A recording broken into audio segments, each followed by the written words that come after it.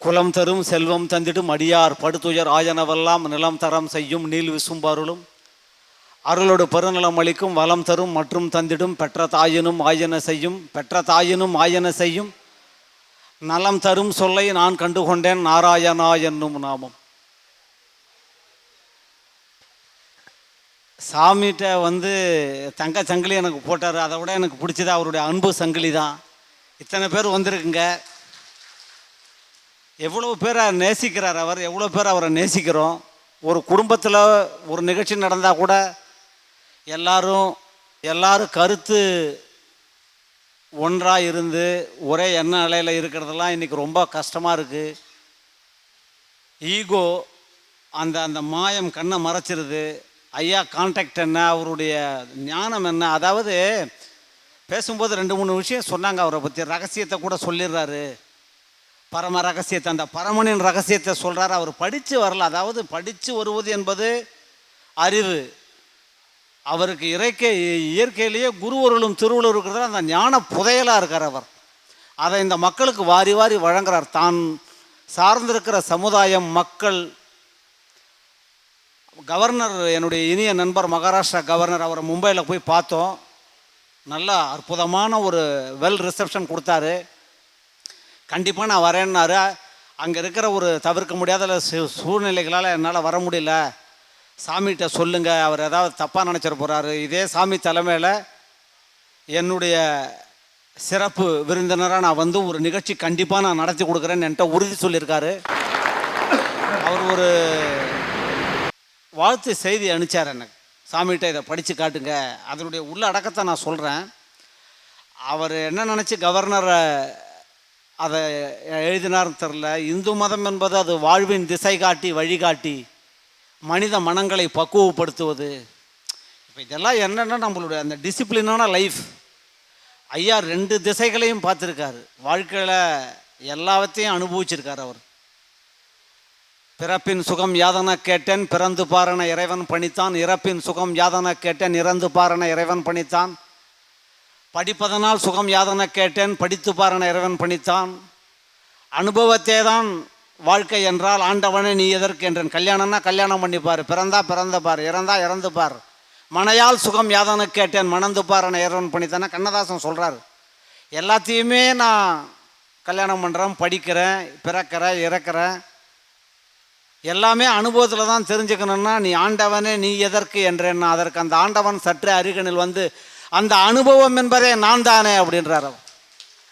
அந்த மாதிரி அவருடைய அனுபவங்கள் அவருக்கு சொன்னாங்க. இந்த ஹரிஹர சர்மா என் பக்கத்தில் உட்காரும்போது சொன்னார், எல்லாத்துக்கும் ஒரு புண்ணியம் உண்டு, மனதானம், கோதானம், அன்னதானம். ஆனால் தங்கம் கொடுத்தா அந்த தோஷம் நிவர்த்தி போகும்.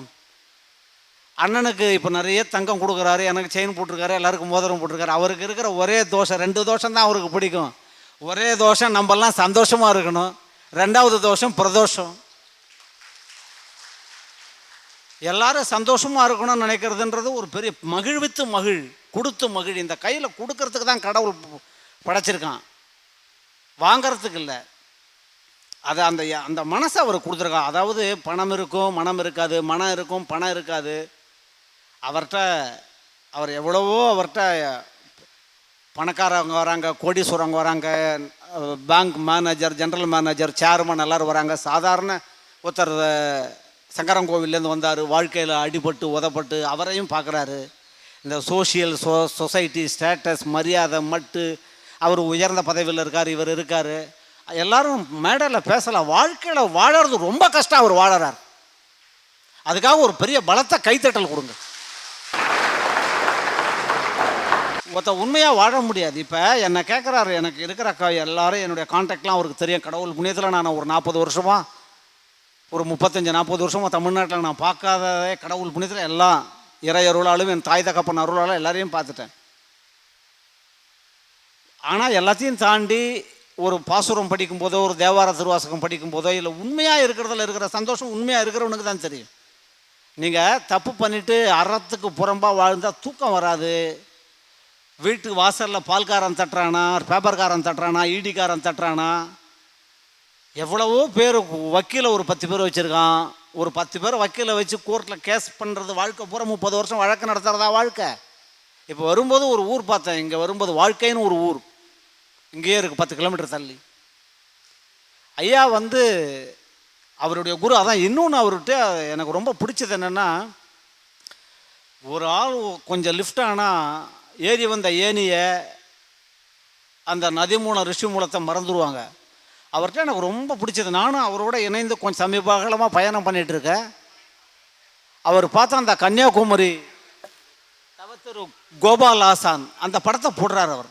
அவன் தாய் தகப்பனையே முதியோர் இல்லத்தில் சேர்க்குறான். அன்னை வீட்டுக்கு பெயர் அன்னை இல்லம், அன்னை இருப்பது அனாதை இல்லைங்கிறான். வீட்டுக்கு பேர் அன்னை இல்லைன்னு வச்சுருக்கான். இன்னொன்று அவருடைய சூற்றுமுங்களை நம்மளால் புரிஞ்சுக்க முடியல. இப்போ ஸ்ரீவாஞ்சியத்துக்கு நம்மளெல்லாம் கூட்டின்னு வந்து இங்கே நிற்க வச்சுருக்கார். அந்த ஸ்ரீவாஞ்சியம் காசியை விட ஒரு புனிதமானது, காசியை விட 1000 மடங்கு புனிதமான ஸ்தலம். அது ஒரு பெரிய எல்லாருக்கும் யம தர்மராஜாவுக்கு கோயில் இருக்கிறது மட்டுமல்ல, அந்த குப்த கங்கை, அந்த கங்கையை விட புனிதமானது அது. அதனுடைய ரகசியங்கள், அந்த சூட்சுமங்களெல்லாம் நம்ம அறிவின் துணை கொண்டு ஆராய முடியாது. ஒரு நல்ல கர்மாவும் நமக்கு நல்ல நேரம் வந்துருச்சு, இன்றைக்கி நம்ம எல்லோரும் சந்தோஷமாக இருக்கோம், நம்மளுடைய தீவனைகளை எல்லாம் நம்மளை விட்டு போகிறது, மனம் தெளிவாக இருக்க போகிறது. அறிவு இருக்கிறது பெருசு இல்லை, படித்தா அறிவு வரும். இந்த மாதிரி இடத்துக்கு வந்தால் அறிவில் தெளிவு வரும். வேர் வி ஆர் ஸ்டாண்டிங், நம்ம எங்கே இருக்கோன்னு அவர் ஒன்றும் பார்த்து வைக்கிறார். ஸ்ரீவாஞ்சியத்தில் ஏன் வச்சார் இதை அப்படின்ட்டு நான் ஏற்கனவே ஸ்ரீவாஞ்சியத்துக்கு வந்திருக்கேன், எவ்வளோ பெரிய மனிதர்களோடலாம் வந்திருக்கேன். ஆனால் இன்றைக்கி எல்லோரும் இங்கே தமிழ்நாட்டில் எவ்வளோ ஊர் இருக்குது, ஒரு சிவகாசியில் போட்டிருக்கலாம், இல்லை ஒரு மதுரையில் போடலாம், இல்லை ஏதோ. ஆனால் இந்த மாதிரி ஒரு வைப்ரண்ட் பிளேஸ், நேர்மறை சிந்தனைகள் இருக்கிற இடம். ஈசன் மற்ற எல்லா இடத்துலையும் ஈசன் வந்து அருள் கொடுப்பான், இங்கே ஈசன் பேசுவான் எல்லாரோடையும். அந்த மாதிரி ஸ்ரீவாஞ்சியம். எத்தனை நாயன்மார்கள், எவ்வளவு பேர் தேவார திருவாசகத்தில் இடம்பெற்ற ஊர் அது. அந்த ஸ்தலம் எத்தனை வருடம், எத்தனை வருஷமாக இந்த கோவில் இருக்குது, இதனுடைய ஆகமங்கள் என்ன, இதனுடைய புராணங்கள் என்ன, இதை எத்தனை பேர் பூஜை பண்ணுறாரு. ஒரு வாய் பேச முடியாத ஒரு அந்தனர் அங்கே இருக்கார், கோவிலில் வேலை செய்கிறார். அவர் இவரை உயிரை விட்றார், அப்படியே கையை கொடுக்குறார் அப்படிங்கிறார். ஒருத்தனுக்கு இந்த பூட்டான் லாட்டரியில் 10 கோடி பரிசு கிடைச்சா எப்படி கிடைக்குமோ அது மாதிரி சொல்கிறார் ஐயாவை பார்த்துட்டு. அப்போ தான் நினச்சேன், வாய் பேச முடியாதவர்கள் மற்றவர்கள் எல்லாரையும் அழைச்சின்னு வந்து, நம்ம எல்லாருக்கும் 1008 வேலை இருக்குது. எனக்கு எல்லாருக்கும் எவ்வளோ இருக்குது கமிட்மெண்ட், அவங்களுக்கு ஒரு விதிக்கப்பட்ட வாழ்க்கை வேலை.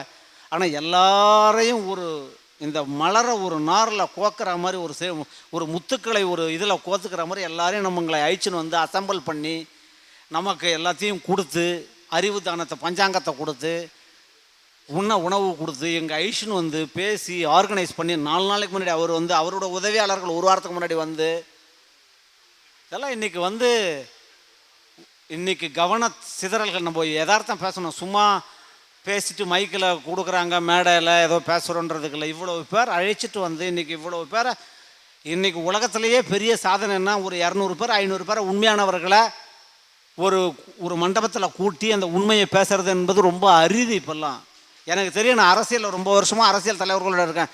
காலையில் 10 மணிக்கு ஒரு மீட்டிங் போவோம், ஒரு சட்டையை போட்டு 5 மணிக்கு வேறு ஒரு தலைவனோட போவான், சர்வ கட்சி தொண்டனாக ஆகிட்டான். இன்றைக்கி அந்த மாதிரிலாம் முடியாது. ஆளை பணம் கொடுக்காம, மற்ற எந்த லாகரி வஸ்து கொடுக்காம, அறிவு தானத்தை கொடுத்து, வாழ்க்கையை கொடுத்து, டிசிப்ளினை நமக்கு கற்றுக் கொடுத்து. கவர்னர் எங்களை மகாராஷ்டிராவில் போகும்போது அந்த ராஜ்பவனில் மும்பையில் ஐயாட்ட 1 மணி நேரம் தனியாக பேசினார். எங்களெல்லாம் பேசிட்டு, எனக்கு 25 வருஷமான மிக நெருங்கிய நண்பர் அவர். ரொம்ப தேசத்தின் மீதும் அவர்கிட்ட எனக்கு பிடிச்சது, உங்கள்கிட்ட என்ன பிடிச்சது ஐயாட்ட அப்படின்னு நான் கேட்டேன். அவருடைய தேசபக்தியும் தெய்வ பக்தியும் என்னை மிரட்சி செய்ய வைக்கிறதுனால. இதெல்லாம் சத்தியமாக பேசுகிறேன் நான். என் மீது வாஞ்சை உள்ளவர். இன்றைக்கி இங்கே வந்திருக்கணும், சில சூழ்நிலைகள் என்னால் வர முடியல. நான் வாழ்த்து செய்தி அனுப்புகிறேன், ஐயாட்ட சொல்லுங்கள், என் தூதுவனா நான் சொன்னேன் அவர்கிட்ட, நான் கவர்னர்கிட்ட சொன்னேன், இந்த ராமதூதன் அனுமார் மாதிரி நான் உங்கள் தூதுவனா நான் வரேன் அப்படின்னு சொன்னேன். ஐயா வந்து சுவர் இருந்தால் தான் சித்திரம் வரைய முடியும். ஐயா நான் வந்தங்கிற ஆழ்வார் என்கிட்ட ஒன்று சொன்னார், எல்லாருக்கும் சொல்கிற மாதிரி என்கிட்டையும் சும்மா பேசிட்டு சொன்னார், உனக்கு திருமாலிருஞ்சோலை கள்ளழகர் அந்த குதிரையில் இருக்கிற அந்த சுந்தர வரத பெருமாள், சுந்தரராஜ பெருமாளை நீ வணங்கு அப்படின்னாரு. இல்லைன்னா நான் டெய்லியே என் பாசுரம் சொல்லிகிட்டு இருக்கேன். திருமாலிருஞ்சோலை மலையே, திருப்பார் கடலே, என் தலையே, திருமால் வைகுந்தமே, தன் திருவேங்கடமே. அருமா மாயத்து எனது உயிரே மனமே வாக்கே கருமமே ஒரு மானொடியும் பிரியான் என் ஊழி முதல்வன் ஒருவனேன்னு ஐயா சொன்னார். நான் பெருமாளை வணங்குறதில்ல, ஹரிஹர சர்மா பக்கத்தில் வச்சுட்டு ஹரிஹரன் எல்லாரும் இருக்கார். பெருமாள் வேற சிவன் வேற இல்லை. எல்லாம் அப்பா ஒரு தோற்றம், அம்மா ஒரு தோற்றம், அக்கா ஒரு தோற்றம், அண்ணன் ஒரு தோற்றம், தம்பி ஒரு தோற்றம். எல்லாம் உயிருள்ள ஜீவன் தானே. எல்லாம் ஒரு கடலிலிருந்து உருவாகிற நதிகளெல்லாம் இருக்கிற இடம் கடல் தானே. அவருடைய தொண்டு சிறக்கணும். அவருக்கு எனக்கு என்னவோ தெரில, நான் கொஞ்சம் ப்ரைவசியை விரும்புவேன், எல்லாரோடையும் போவேன். எனக்கு அதிகமான நண்பர்கள் எல்லா ஃபீல்டுலையும் இருக்காங்க. ஆனாலும் கூட சமீப காலமாக 40 ஆண்டு கால நண்பர்கள்லாம் இல்லை ஐயாவோட. ஆனால் ஐயாவோட ஏதோ ஒரு பழக்கம் ஏற்பட்டு அவருடைய அன்பனும் பிடிக்குள் அகப்படும் மலையே அப்படின்னார். அவர் ஒன்று சொன்னார், பசி தீரு, பார்க்கிற உனக்கு அன்னதானம் பண்ணு, பரம்பொருள் உனக்கு கிடைக்கும் அருள்னு. அதை அவர் எப்படி தெரிஞ்சு எழுதினாரா தெரியாத எழுதினாரா, அதுதான் என்னுடைய வாசகம் அப்படின்னு சொன்னார். அதுக்கு வள்ளலார் சொல்கிறாரு, பசித்தவன் முகத்தை பாராது இருக்காதுன்னு. நீ முதல்ல உன் பேக்கெட்டில் இருக்கிற காசு எடுத்து போடாத சாப்பிடாத உட்காந்துருக்கானா 10 பேர் கஷ்டப்படுறானா அவனை பாரு அப்படின்றார். ஆர்க்கு மிடிமின் வந்திருக்கிறவருக்கு சாப்பாடு போடுறாரு. மண்டபம் ரூமு ஆர்க்கு மிடிமின் அவரிவர் என்னன்மின் பார்த்திருந்து உண்மின் பழம்பொருள் போற்றன்மின் வேட்கை உடையீர் விரைந்து உண்ணாதீர்கள் காக்கை கரைந்து உண்ணும் காலம் அறிமுனோன்றார் திருமூலர்.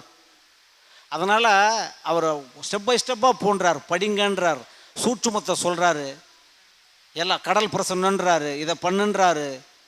என்ன எல்லாத்தையும் தாண்டி அவர் ஜோதிடத்தை கற்றுக் கொடுக்குறாரு, ரகசியங்களை சொல்கிறாருன்னு. ஒரு மனிதனுக்கு தன்னம்பிக்கை கொடுக்குறாரு. அவர் வாழ்க்கையில் நமக்கு இனிமேல் எதிர்காலம் வராதா, இருட்டாக இருக்கே, ஒளி வராதா, இதோட முடிஞ்சிருமா வாழ்க்கை. அவர் ஒரு புத்தர் மாதிரி ஒரு சிந்தனையில் ஒன்று இருக்கார். எல்லாரும் கடந்த காலத்தோட நினைக்கிறான். பல பேர் கடந்த காலத்தோட வாழறான். நான் நேற்று அப்படி செஞ்சுருக்கணும், தப்பு பண்ணிட்டேன். இல்லைன்னா மீதி பேர் எதிர்காலத்தோடு வாழறான். நாளைக்கு நம்ம அப்படி இருப்பேன்ட்டு. கடந்த காலத்தையும் விட்டுவிடு, எதிர்காலத்தையும் விட்டுவிடு, நிகழ்காலத்தில் நீ நிம்மதியாக வாழ்வதற்கு உண்டான சூட்சுமங்களை அவர் நமக்கு சொல்லிக் கொடுக்கிறார். புத்தர் சொல்கிறார், லிவ் த மூமெண்ட், இக்கணத்தில் வாழுங்கள்னு.